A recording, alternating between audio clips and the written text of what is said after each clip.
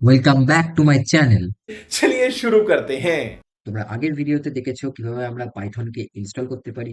আর install করার পর আমরা দেখেছিলাম যে টার্মিনালে কিছু বেসিক অপারেশন কিভাবে আমরা করব, আর কিছু প্রোগ্রামও হালকা উপর দিয়ে দেখেছিলাম। তো আজকে যেটা মেন আমাদের টপিক সেটা হচ্ছে what is variable and what is data type. আমরা এই দুটো কনসেপ্টকে খুব ইন ডেপথ এই ভিডিওতে দেখবো। তো চলো আমরা আমাদের কোড এডিটরকে ওপেন করি, যেটা হচ্ছে আমাদের ভিএস কোড। ভিএস কোড এসে গেছি, এটা আগের দিনকের প্রোগ্রাম ছিল। তোমরা যারা ভিডিওটা দেখোনি তোমরা যাও, পাইথনে ইনস্টলেশন যাদের প্রবলেম আছে তারা দেখো, দেখে এই ভিডিওতে এসো, তাহলে কিন্তু এই জিনিসটা তোমরা রান করতে পারবে না পাইথন। তো আগে ইনস্টলেশন ভিডিওটা মোস্ট ইম্পর্টেন্ট। তো শুরু করি আজকে। ভেরিয়েবলস। ভেরিয়েবলস হচ্ছে আমাদের এমন একটা প্রোগ্রামিং এর ছোট্ট এবং বেসিক পার্ট, কিন্তু এটা খুব ইম্পর্টেন্ট পার্ট, কারণ এটা ছাড়া আমরা কোনো প্রোগ্রাম লিখতে পারবো না। এবার বলি ভেরিয়েবল কি। ভেরিয়েবল তোমরা তোমাদের রিয়েল ওয়ার্ল্ড এক্সাম্পল যদি ধরো, তোমাদের রান্নাঘরে বা তোমাদের যদি কোনো বুক সেলস থাকে, তাহলে বুক সেলসে আমরা পার্টিকুলার কোনো একটা সেলের মধ্যে আমরা সেম টাইপ অফ বুকই রাখবো। বা আমরা যদি রান্নাঘরের এক্সাম্পল নিই, রান্নাঘরে চিনির কৌটোতে চিনি থাকবে, নুনের কৌটোতে নুন থাকবে, বা আদার্স যেসব মশলা থাকে সেই সব মশলার কৌটোতে আলাদা আলাদা পাত্রে আমাদের স্টোর থাকে। ঠিক ভেরিয়েবলও প্রোগ্রামিং এও সেম। আমরা কোনো ভ্যালু, সেটা হতে পারে নাম্বার, সেটা হতে পারে কোনো মেসেজ বা স্ট্রিং, সেটা আমরা আসছি, এগুলো সব একটা আলাদা আলাদা ডেটা টাইপ, এটা পরে আসছি, তার আগে ভেরিয়েবলটা বুঝি। তাহলে আমরা এই ধরনের ভ্যালু গুলোকে আমরা ভেরিয়েবলের ভিতর স্টোর করতে পারি।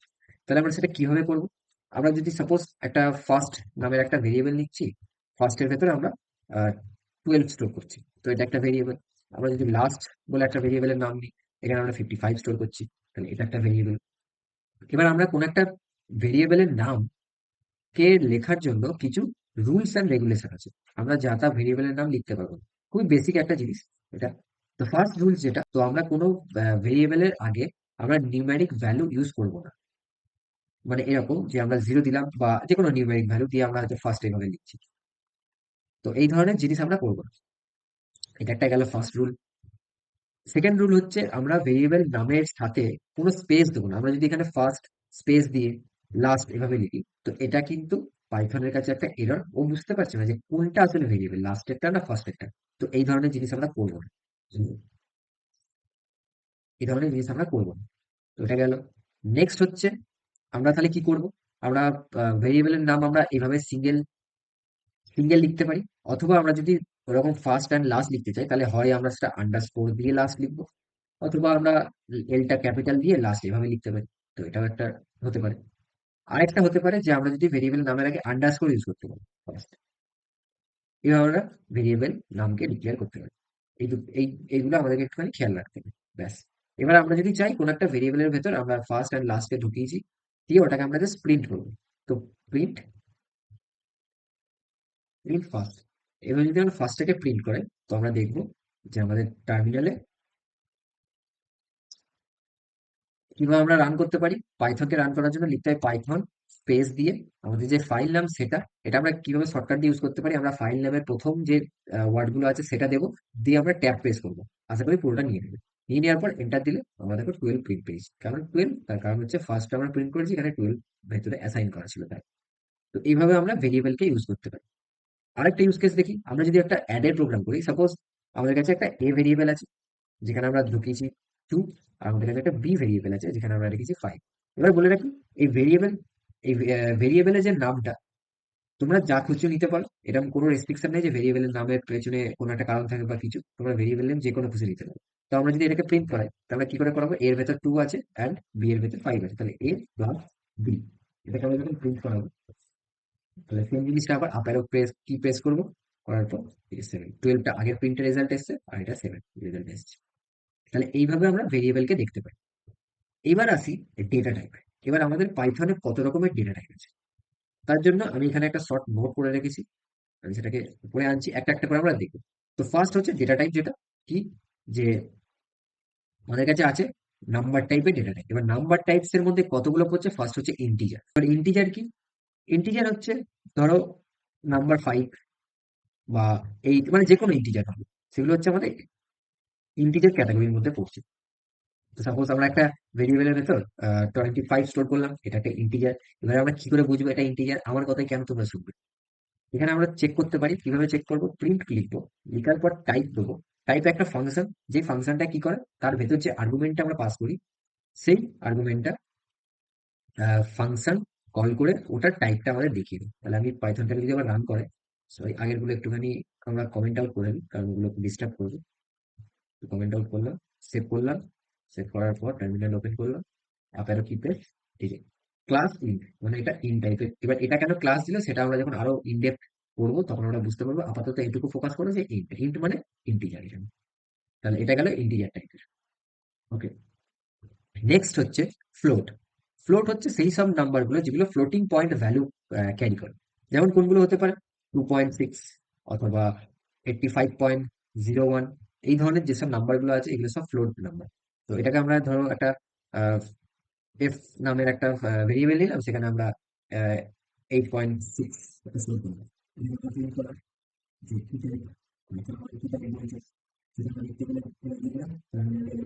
আপ অ্যারো প্রেস করলাম, দেখলাম এই যে float, এটা আগেরটা ইন্ট ছিল। তো এইভাবে আমরা এগুলোকে দেখতে পাই। এবার নেক্সট আসি, সেটা হচ্ছে স্ট্রিং টাইপ। স্ট্রিং একটা অনেক বড় একটা concept, string a separate video হয়, আর আমি এটা করবো আরো পরে, যখন এই জিনিসগুলো আরো ইনডেপথে যাবো, স্ট্রিং এর স্পেশালি স্ট্রিং রিলেটেড যখন ক্লাস হবে তখন আমরা জিনিসগুলোকে দেখবো আরো। তো আপাতত এখানে এটুকু জেনে রাখি, স্ট্রিং মানে হচ্ছে টেক্সট টাইপ, যেসব ডেটাগুলো আছে সেই ধরনের নাম হচ্ছে স্ট্রিং। যেমন আমি যদি আমার নামটাকে প্রিন্ট করতে চাই, তাহলে নেম দিয়ে আমি আমার মাই নেম এভাবে লিখতে পারি। আর আরেকটা কথা বলে রাখি, স্ট্রিং সবসময় কোটেশনের ভেতরে লেখা হয়, মানে ডাবল কোট, যেটা ওপেন অ্যান্ড ক্লোজ, তার মাঝখানে যে লেখাটা লিখবো সেটা হচ্ছে আমাদের স্ট্রিং। এর থেকে এটার বেশি আর কিছু নেই। এটাকে জাস্ট আমরা প্রিন্ট করতে পারি স্ট্রিং। যেমন আমরা নেম যদি এখানে প্রিন্ট করি তাহলে আমাদের নেমটা প্রিন্ট হবে। আমরা যদি চাই যেটা টাইপটা দেখবো, তাহলে টাইপ লিখে আমরা রান করলে টাইপ টাইপ রান করলে কি দেবে, এই যে এসটিআর মানে স্ট্রিং। তো এইভাবে এই জিনিসগুলো হয়। নেক্সট আসি বুলিয়ান। বুলিয়ান হচ্ছে এমন একটা ডেটা টাইপ যেখানে আমাদের শুধুমাত্র ট্রু আর ফলস এর বেসিসে আমাদের রেজাল্ট দেয়। এবার ট্রু আর ফলস মানে কি, হয় সেটা হয়তো সত্যি হবে অথবা সেটা মিথ্যে হবে। সেটা কিভাবে আমরা বুঝবো, মানে আমি যদি এখানে একটা জিনিস চেক করাই যে আমার 5 ইকুয়াল টু 6, মানে এখানে আমি বলতে চাইছি কন্ডিশনটা যে 5 কি 6 এর সাথে ইকুয়াল। যদি এটা হয় তাহলে এটা ট্রু, যদি না হয় তাহলে ফলস। তাহলে আমরা কোন একটা ডেটা টাইপ, মানে কোন একটা ভেরিয়েবলের ভেতর আমরা একটা এবি নামের একটা ভেরিয়েবল নিলাম, সেখানে আমরা ট্রু স্টোর করবো। তার মানে এই ভেরিয়েবলটার ভেতরে আমার ট্রু স্টোর আছে, বা এইভাবে সেম ভাবে আমরা ফলস স্টোর করতে পারি। তাহলে একটা অন্য নাম দিচ্ছি কে, তো এটা স্টোর করবো, সেটাকে আমরা প্রিন্ট করবো এবি, টাইপটাকে প্রিন্ট করি টাইপ এবি, সেম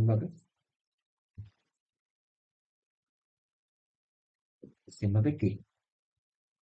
আমরা দেখি এখানে কি আসছে, যে লাস্টে দুটো বুল, বুল মানে বুলিয়ান এটা। তাহলে এগুলো বুলিয়ান টাইপের ডেটা টাইপ, যেখানে ট্রু আর ফলস থাকে। তো এই জিনিসটাকে কমেন্ট আউট করে দিই, আগে এটাকে কমেন্ট আউট করে দিই।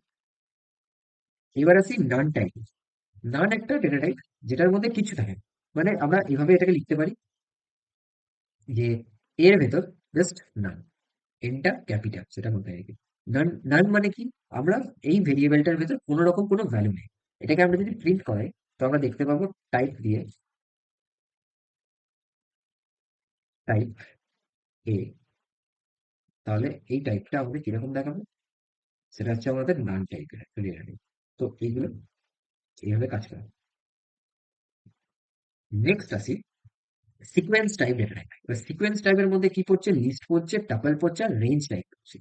এবার আমরা এক এক করে জিনিসটাকে দেখি। ফার্স্ট হচ্ছে লিস্ট। লিস্ট কি, লিস্ট হচ্ছে আমাদের অন্য যে ল্যাঙ্গুয়েজ গুলোকে, সেগুলোকে সেখানে নাম হচ্ছে লিস্টের অ্যারে। অ্যারে মানে কি, আমাদের এখানে লিস্টে সেম টাইপ বা মাল্টিপল টাইপের ডেটা সিঙ্গেল লিস্টের মধ্যে আমরা রাখতে পারি। এবার লিস্টকে কি করে আমরা বুঝবো, এটা আমাদের একটা স্কোয়ার ব্র্যাকেট ওপেন আর ক্লোজের মধ্যে আমরা এখানে ভ্যালু লিখবো। এইভাবে আমরা যেসব ভ্যালু লিখি সেইগুলো হচ্ছে আমাদের লিস্ট। এবার এর মধ্যে আমরা স্ট্রিং এভাবে মেসেজ লিখতে পারি নেম বলে। আমরা এর সাথে ফ্লোট ভ্যালু লিখতে পারি 0.6। তো আমরা এই জিনিসটাকে একটা ভেরিয়েবলে যদি স্টোর করি এই আর আর নাম দিয়ে, তাহলে এটা আমাদের হয়ে গেল লিস্ট। লিস্টকে আমরা কি করে বুঝবো যে কোনো একটা, সেটা হচ্ছে square bracket open, square bracket close, এর আন্ডারে যেসব ভ্যালুগুলো থাকে সেগুলো হচ্ছে লিস্ট। এবার আছি আচ্ছা ঠিক আছে, এটাকে আমরা আগে প্রিন্ট করে দেখি। তাহলে প্রিন্ট টাইপ এআর, এই যে এলআইএস লিস্ট টাইপ, যেটা type। আগেরটাকে কমেন্ট আউট করবো। ওকে, এবার নেক্সট হচ্ছে টাপল। তাহলে টি নামের একটা ভেরিয়েবল করলাম। টাপল কি করে বুঝবো? টাপল হচ্ছে আমাদেরকে এরকম ব্র্যাকেটে থাকে। এবার টাপেলের একটা মেন থিংস আছে, যেটার জন্য শুধুমাত্র টাপেলকে টাপেল বলা হয়। আমরা যদি এখানে সিঙ্গেল ওয়ান লিখতাম, এটা কিন্তু কোনো টাপেল নয়। টাপেল তখনই ওটাকে ডিক্লেয়ার করা হবে যখন কোনো একটা ভ্যালুর পর একটা কমা থাকবে। এইটাকে যদি আমরা প্রিন্ট করি তাহলে এটা আমাদের টাপল হবে, কিন্তু আমরা যদি সিঙ্গেল এইভাবে লিখি কিন্তু এটা কিন্তু টাপল নয়। আবার টাপলকে চেনার জন্য আমাদেরকে এই ধরনের ব্র্যাকেট ওপেন অ্যান্ড ক্লোজ থাকলে তবেই সেটাকে টাপল বলবো। অ্যান্ড সেকেন্ড কন্ডিশন, সেটাই সেই ব্র্যাকেটের কোনো একটা ভ্যালুর পর অ্যাটলিস্ট ওয়ান কমা যেন থাকে, তবে সেটাকে আমরা টাপল বলবো। আবার এটাও হতে পারে যে 1,5 আছে, তো এটা একদম টাপল, তার জন্য এটা কিন্তু মাস্ট নয়। আমাদের কাছে একটা কমা অ্যাটলিস্ট একটা ব্র্যাকেটের মধ্যে থাকতে হবে, তবেই সেটাকে আমরা টাপল বলবো। তাহলে আমরা যদি আগে আমরা এই জিনিসটাকে আবার দেখি যে এটাকে আমাদের কি বলতে চাই। টাইপ পি যদি আমরা প্রিন্ট করি, তাহলে আমাদের কাছে একটা সিঙ্গেল ইন্ট হিসেবে প্রিন্ট হচ্ছে। এবার আমি এই জিনিসটাকে একটু চেঞ্জ করে দিই, একটা কমা অ্যাড করে দিই, তাহলে এইটাকে যখন আমি প্রিন্ট করাবো আমার কি আসবে? টাপল। ঠিক আছে, আমার কথাটা মিলে গেছে। বা আমি যদি এখানে একটা ফোরস বা এই ধরনের জিনিস লিখি, তাহলে সেম ভাবে আমরা যদি চেক করি, তো এই যে টাপল। তাহলে টাপলের দুটো রুলস যেন ফুলফিলমেন্ট হতে হবে। এক হচ্ছে আমাদের কাছে প্যারেনথেসিস ওপেন অ্যান্ড ক্লোজ, আর অ্যাটলিস্ট একটা যেন কমা থাকে, এইটাকে আমরা টাপল বলবো। ঠিক আছে, এই দুটো গেল। এবার হচ্ছে লাস্ট সিকোয়েন্সটা, যেটা হচ্ছে রেঞ্জ। রেঞ্জ মানে কি? রেঞ্জটাকে বুঝতে গেলে আমাদেরকে একটু লুপে যেতে হবে, কিন্তু আমি যেহেতু এখন লুপে যাচ্ছি না, সেই জন্য জাস্ট রেঞ্জ একটা ডেটা টাইপ, সেটাকে আমরা বলি কিভাবে লিখতে পারি। একটা এ ভেরিয়েবল নিলাম, তার মধ্যে রেঞ্জ মানে আমরা একটা রেঞ্জ ডিফাইন করছি যে কোথা থেকে কতটা। আমরা যদি 1 থেকে 5 পর্যন্ত রেঞ্জ দিই, এটা 1 থেকে 4 পর্যন্ত প্রিন্ট হবে, কারণ লাস্টে রেঞ্জের যে নাম্বারটা থাকে সেটা n-1 নেয়, মানে n-1। এইভাবে জিনিসটা হয়। এন এর ভ্যালু যেটা থাকবে তার থেকে একটা কম, এই জিনিসটা এখানে নেয় রেঞ্জ ফাংশন। তাহলে এটাকে যদি আমরা প্রিন্ট করে শুধু এইটাকে, তাহলে আমাদেরকে কি দেখাবে একবার দেখো। এই যে 1 থেকে 5। কিন্তু এটা যখন আমরা প্রিন্ট করাবো, যেমন যেটাকে প্রিন্ট কিভাবে হয়, ফর, আমি এটা পরে দেখাবো, আর ফর লুপে যখন যাবো তখন এটাকে আমি আরো ভালো করে বোঝাবো। For I in A, then print I. আমি যদি এটাকে লিখি, এই যে 1 থেকে 4 পর্যন্ত দিল, কারণ এটা n-1 এ কাজ করবে। এই ছিল রেঞ্জ ফাংশন। এবার নেক্সট যেটাই আসি সেটা হচ্ছে ম্যাপিং, যেটাকে বলা হচ্ছে ডিকশনারি। এবার এটা ডিকশনারি কিন্তু আমাদের সেই ইংলিশের যে ডিকশনারি সেরকম কিন্তু ডিকশনারি নয়, কিন্তু টাইপ অফ কিছুটা এক। ডিকশনারি আমাদের যে মেন যেটা ইংলিশের ডিকশনারি হতো, সেটা আমাদের কিরকম হতো? কি পেয়ার ভ্যালু থাকতো, মানে আমাদেরকে কোনো একটা ওয়ার্ড খুঁজতে গেলে আমাদেরকে কোনো একটা পার্টিকুলার ওয়ার্ডকে ধরে আমাদের খুঁজতে হতো। এখানেও ঠিক সেরকমই একটা কনসেপ্ট লাগানো হয়েছে, কিন্তু আমরা ডিকশনারিকে কিভাবে বুঝবো এটা ডিকশনারি, তার জন্য আমি একটা ডিকশনারি ক্রিয়েট করছি। কিভাবে ডিকশনারি ক্রিয়েট হয়? আমাদেরকে এখানে প্যারেনথিসিস যে ব্র্যাকেটটা সেইটাকে ইউজ করতে হবে। প্যারেনথিসিস ব্র্যাকেটের ভেতর আমি সাপোজ একটা ডিকশনারি করছি, একটা পার্সনের ডিটেলস সেভ করছি, যেমন তার নেম। সেই কিটা অবশ্যই যদি একটা কোনো স্ট্রিং হয় তাহলে সেটা কোটেশনের মধ্যে হবে। তাহলে একটা নেম আমি দিচ্ছি এ, সাপোজ একটা নাম দিলাম, কমা, তার এজ, এজ আমি দিচ্ছি 25। নেক্সট আর কি দিতে পারি? জেন্ডার কি হবে? আমি ধরে দিলাম মেল। তাহলে এই যে এই জিনিসটা, এটা হচ্ছে আমাদের একটা স্ট্রিং। এইটা হচ্ছে আমাদের কি, এটা হচ্ছে আমাদের ভ্যালু। এটা হচ্ছে আমাদের কি, এটা হচ্ছে আমাদের ভ্যালু। তাহলে এইভাবে এই সাইডটা আমাদের কি, এই সাইডটা আমাদের ভ্যালু। আমাদেরকে এই ভ্যালুটা অ্যাক্সেস করতে গেলে আমাদের এই কিটাকে অ্যাক্সেস করতে হবে। এই কি এর থ্রু দিয়ে আমরা এই ভ্যালুটাকে অ্যাক্সেস করতে পারবো। এবার কিভাবে আমরা সেটা অ্যাক্সেস করবো সেটা আসছি। আপাতত এটাকে আমরা একটা ভেরিয়েবলের ভেতর স্টোর করে রাখি। তাহলে ডিআইএস্ট নামে একটা ভেরিয়েবল করলো, যেটা এর ভেতরে স্টোর করলাম। এবার প্রিন্ট করি আমি যদি ডিস্ককে, কি দেখতে পাবো? ক্লিয়ার করি। ক্লিয়ার করার পর প্রিন্ট করলে এই যে আমরা ডিকশনারিটা এইভাবে প্রিন্ট করি। এবার আমি চাইছি আমি 25টাকে অ্যাক্সেস করবো। 25টাকে আমি কি করে অ্যাক্সেস করবো? ডিস্ক লিখে এরকম স্কোয়ার ব্র্যাকেট ওপেন করবো, এখানে আমাকে সাজেশন দিয়ে দিলে কি কি চাই। আমি চাইছি আমি এজটাকে অ্যাক্সেস করবো, তাহলে এর ভেতরে আমি এজ লিখবো। এবার আমি এটাকে সেম ভাবে আবার প্রিন্ট করবো। এই যে আমাদের 25 এজ আমাদের দিয়ে দিল। আগের গুলো ফালতু দেখাচ্ছে, আমি এটাকে কমেন্ট আউট করে দিই, এটাও থাকবে। ঠিক আছে, এইভাবে আমরা একটা ডিকশনারিকে অ্যাক্সেস করতে পারি। এই ছিল আমাদের ডিকশনারি। এবার আসি সেটে। সো আজকের যেটা লাস্ট ডেটা টাইপ সেটা হচ্ছে সেট। এবার সেটকে ডিফাইন করার জন্য আমাদেরকে কার্লি ব্রেসেস ইউজ করতে হয়। ঠিক যেমন ডিকশনারিতে আমরা কার্লি ব্রেসেস এভাবে ইউজ করেছি, কিন্তু আমরা এখানে কি ভ্যালু পেয়ারে লিখেছি, কিন্তু সেটাতে আমাদেরকে সেটা লিখবো না, আমাদের জাস্ট সেটকে নর্মাল ভ্যালুর আকারেই লিখবো। দেখি এক্সাম্পলটা কিরকম। আমরা একটা ভেরিয়েবল লিখছি কে, তার ভেতরে আমি কার্লি ব্রেসেস ইউজ করি। এবার 1,5,2,2 আমরা যদি এটা দিই কমা, একটা একটা ভ্যালু নিচ্ছি 6। এবার সেটের ভেতর সেট একটা প্রপার্টি হোল্ড করে, যেটা হচ্ছে তার ব্র্যাকেটের ভেতর কোনো রকম ডুপ্লিকেট ভ্যালু থাকবে না, যা থাকবে সমস্ত ইউনিক ভ্যালু থাকবে। তাহলে এটাকে যদি আমরা প্রিন্ট করাই, আর যদি আমরা এটাকে টাইপ দেখতে চাই, তাহলে কে টাইপটা কিরকম টাইপ, সেটা হচ্ছে সেট টাইপ। এবার এটাকে যদি আমরা প্রিন্ট করাই, তাহলে আমরা কি দেখবো, আমরা টাইপটাকে হাটিয়ে দিই, আমরা এখানে দেখবো 1, 2, 5, 6, আমাদের একটা দুই গায়েব। তার মানে আমাদেরকে এখানে ইউনিক ভ্যালু হোল্ড করছে। তো এই সমস্ত জিনিস হচ্ছে আমাদের বেসিক ডেটা টাইপস আর ভেরিয়েবলস এর কনসেপ্ট। এখানে আর কিছু নেই। এবার বাকি যেটা এটুকু, মানে এই ভিডিওতে এটুকু জানলেই এনাফ এই কোর্সের জন্য। এবার বাকি যত আমরা প্র্যাকটিস করতে থাকবো, তত আমরা ডেটা টাইপ আর ভেরিয়েবলকে আরো ভালোভাবে বুঝতে পারবো। এবার আমি কি একটা ছোট্ট ডায়াগ্রাম আর একটা ড্রাই রান হিসেবে বোঝাই, যে আমরা যখন কোনো একটা ভেরিয়েবলকে লিখি, তখন সেই জিনিসটা কম্পিউটার কিভাবে দেখে। তো চলে আসি আমাদের ব্ল্যাক বোর্ডে, যেটা হচ্ছে আমাদের এটা এক্সেল। এবার এখানেতে আমি সাপোজ একটা আমাদের কম্পিউটারে মেমোরি থাকে, সেই মেমোরির মধ্যে আমাদের সমস্ত জিনিস স্টোর হয় প্রোগ্রামটা এক্সিকিউট হওয়ার আগে। তো সাপোজ আমি এখানে যদি একটা এ ভেরিয়েবলের ভেতর আমি যদি 5 স্টোর করাই, ঠিক এই এ ভ্যালুটা আর এই ভেরিয়েবলটা আমার যখনই এক্সিকিউট করবো আমি প্রোগ্রামটা, তখন এর একটা ইনস্ট্যান্স ক্রিয়েট হবে, যেটা আমার কোথাও একটা মেমোরির মধ্যে গিয়ে স্টোর হবে। সেই এটা যখন আমি এখানে প্রিন্ট করাবো, প্রিন্ট এ হিসেবে, এই এটা তখন কিন্তু তুলবে হচ্ছে এইখান থেকে, এই এটা থেকে এই এটা আসবে, দিয়ে আমার কাছে প্রিন্ট হবে এখানে 5।